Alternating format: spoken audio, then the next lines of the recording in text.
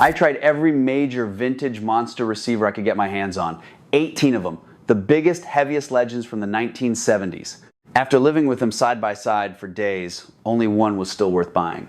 Most of these machines look incredible. They glow like Christmas trees and feel like spaceship control panels, but looks and nostalgia only go so far. At some point, you have to ask which one actually delivers the sound and the long-term experience that justifies the money, the weight, and the space it takes in your room. I ran them all on the same Pioneer HPM 100S with a custom selector box so I could switch in seconds. Same source, same levels, same room, no favoritism. Here's what actually happened. If you care about real vintage value instead of just pretty faceplates, hit subscribe. I break this kind of stuff down every week. This is the one a lot of people expect to win any vintage receiver shootout. Classic Marantz, soft blue-green glow. Big, warm, spacious soundstage. Thunderous bass when you want it. The famous gyro touch tuning wheel that feels expensive every single time you spin it. It's one of the most popular holy grail Marantz models for a reason, and the 125 watt rating, the 3 in 2325 tells you the power, is no joke. It sounds beautiful. Clean enough, warm enough, and powerful enough for almost any speaker you'd reasonably want to run. The mid-range has that classic Marantz liquidity that makes vocals and acoustic instruments feel present and natural. In a vacuum, this is an easy recommendation. Owners who have fully restored them often say the sound becomes almost addictive once the old capacitors and noisy transistors are sorted out. The two SC458 transistors in the preamp and phono stages are a known weak point. They get noisy and hissy with age, but once replaced, the noise floor drops dramatically and the presentation opens up. The dual power supply design helps keep the channels independent, and the overall build feels substantial. At nearly 50 pounds with a wood cabinet, it has real presence on a shelf. The tone controls are flexible, the phono stage is solid for its era, and the tuner is still very listenable. When everything is working properly, it delivers that classic, warm but not muddy Marantz character that a lot of people fall in love with and never want to leave. The problem in this specific group is that it doesn't quite separate itself enough from the very best. It's excellent. It's just not the one I kept reaching for when I wanted to leave the system playing for another hour. Some listeners prefer its slightly richer mid-range over cleaner, more neutral machines. Others find it a touch soft in the upper registers compared with the top contenders here. Restoration costs can also add up quickly if the unit hasn't been touched in decades. A proper job often runs into the high hundreds or more. If you find a clean, original 2325 with the wood cabinet intact and the dial glass uncracked at a fair price, buy it without hesitation. Just know that in a head-to-head with the absolute top of this particular mountain, it lands in the high but not highest tier for me. This thing is a pure looker. Giant meters across the top that light up with a deep, warm orange glow. That gold dial backing. Those two massive volume and tuning knobs that feel incredible in your hand. Side-mounted inputs and outputs because the chassis is simply too big to reach around easily. Every switch and button has that satisfying etched detail that catches the light no matter what angle you're standing at. Sonically, it's clean, detailed, and has real power behind it. Rated at 120 watts per channel, it delivers with authority and control, crisp without becoming sterile. The kind of receiver that makes electric guitars and lead vocals pop with good energy. Many owners who have compared it directly to bigger brothers like the G-9000 or even some Pioneer flagships say the G-8000 often wins on tonal balance and overall musicality. The bass can be generous, the mid-range has good presence, and the top end stays smooth enough for long listening sessions.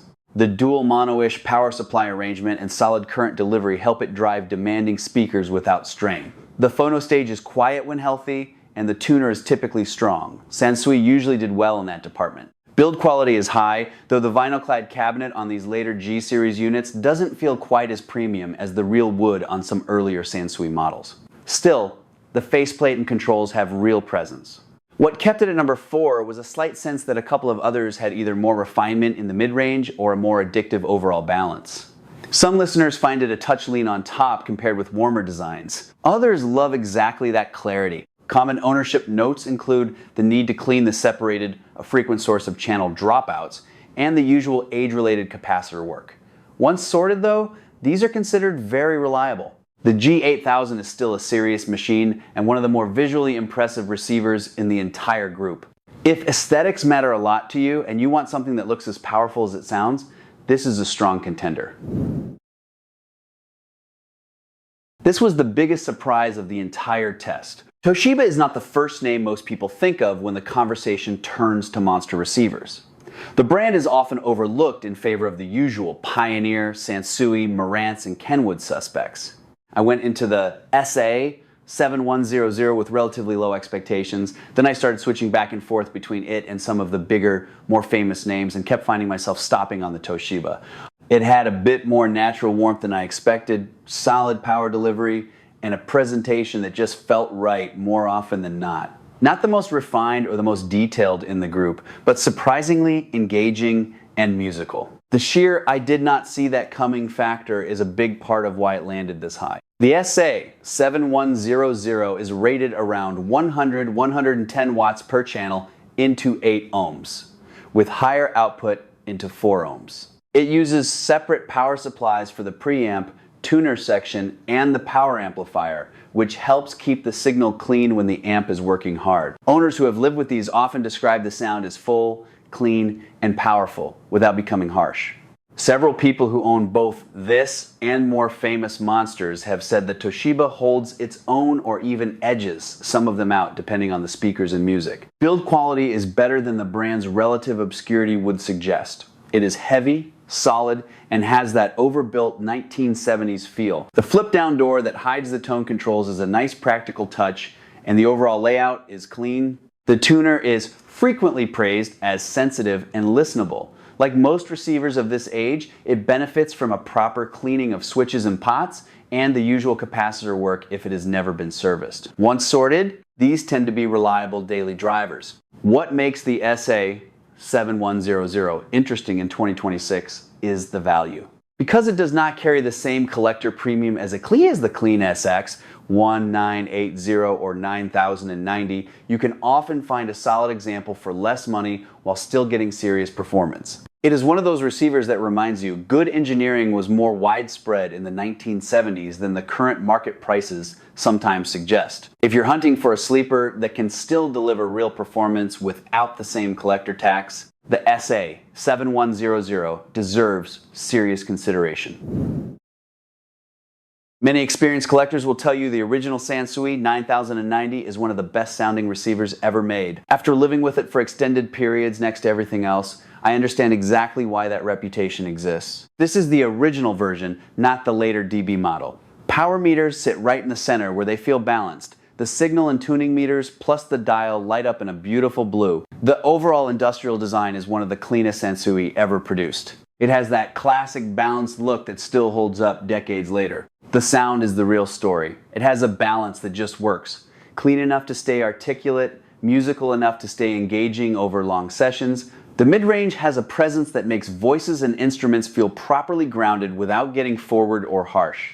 When I first started the Sirius A-B switching, the 9090 was the receiver that kept making me stop taking notes and just listen. It has punch when the music demands it. It has clarity. It has enough natural warmth to keep things from ever becoming clinical or fatiguing.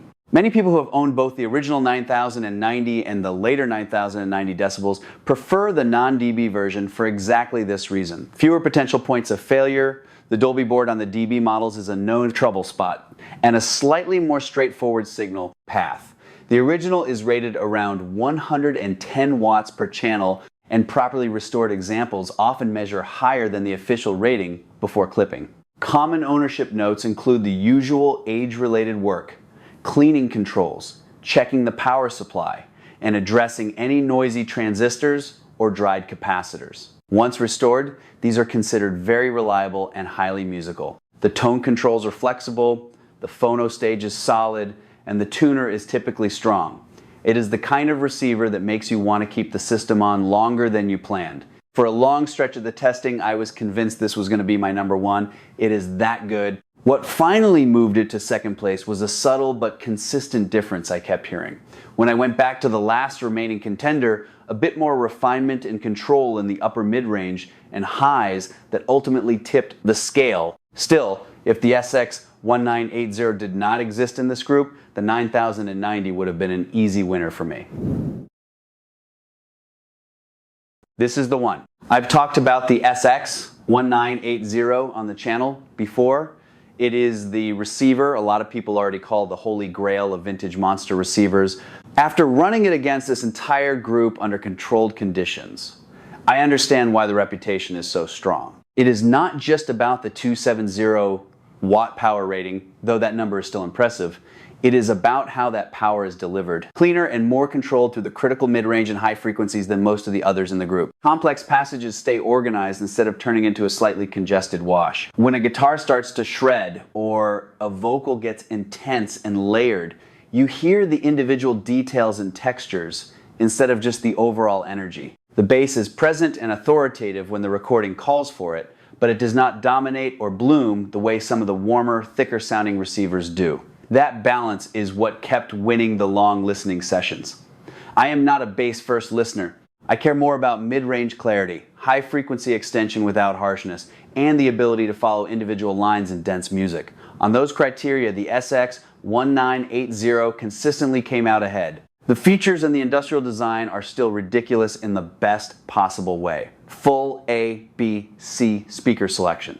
Tone controls that can be completely defeated, input selectors that light up in different colors, that enormous tuning dial with the little shaped indentations that catch and reflect the room light as you turn it. It feels like the engineers at Pioneer were showing off, and in this case, the showing off actually translated into a more complete product. Is it perfect? Of course not. It is enormous. It is heavy. The heat sinks on the back will dig into your arms if you try to move it alone. Clean, original, unmolested examples are getting harder to find and more expensive every year. Some people prefer the slightly warmer, fuller character of the earlier SX-1250. Those are all fair points. But when I actually sat down, stopped thinking about rankings, and just listened to music for pleasure, the SX-1980 was the receiver I kept wanting to leave on. That is the only test that ultimately matters.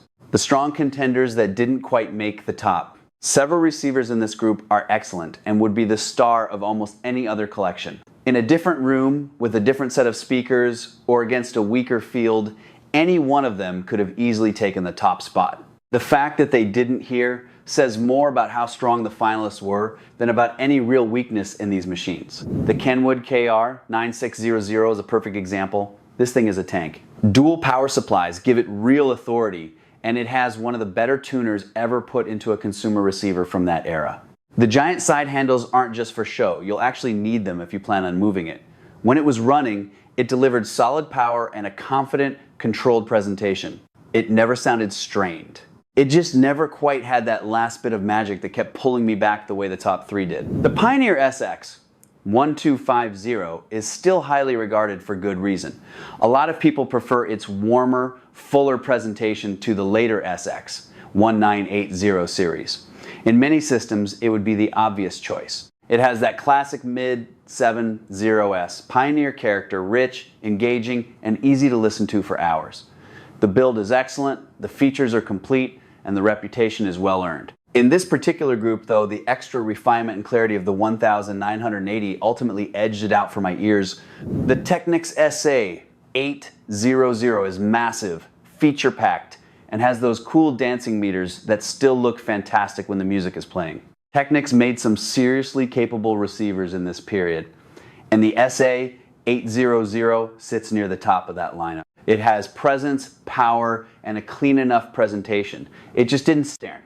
It just didn't separate itself enough when everything was switched back and forth under the same conditions. The Onkyo TX-8500 was that company's largest effort and still holds up. Onkyo often flew a little under the radar compared with the big four, Pioneer, Sansui, Marantz, Kenwood, but their top models were no joke. The TX-8500 has real power and a solid feature set.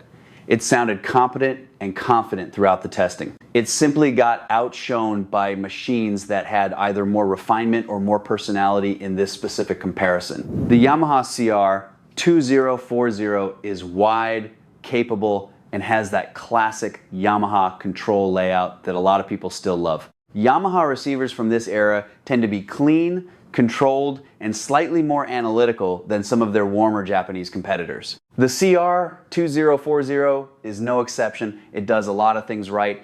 In this group, it just never became the one I wanted to leave playing when the listening sessions ran long. Then there were the interesting sleepers. The Sherwood SA-7100, and the MCS-3125, the JCPenney house brand, both look the part of mid-70s monsters, and both can sound better than their relative obscurity would suggest. The realistic STA-2100 from Radio Shack is another one that punches above its reputation if you find a clean example. These are the kinds of receivers that remind you the big names didn't have a monopoly on good engineering in the 1970s. A well-sorted STA-2100 or MCS-3000 125 can still make a very satisfying system, especially if you're not chasing the absolute last word in refinement or collector status. Any one of these would be a serious vintage system for most people. In this particular group though, they got edged out by machines that either sounded more refined, more engaging, or simply more complete when everything was compared directly under the same conditions.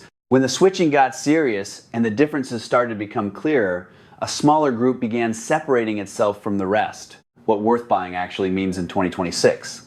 Owning any of these monster receivers in the current year comes with realities that did not exist when they were new. Caps dry out, switches get noisy, lamps burn out, wood veneers crack. Finding correct original parts can be a project of its own. Some of these machines are now 50 years old.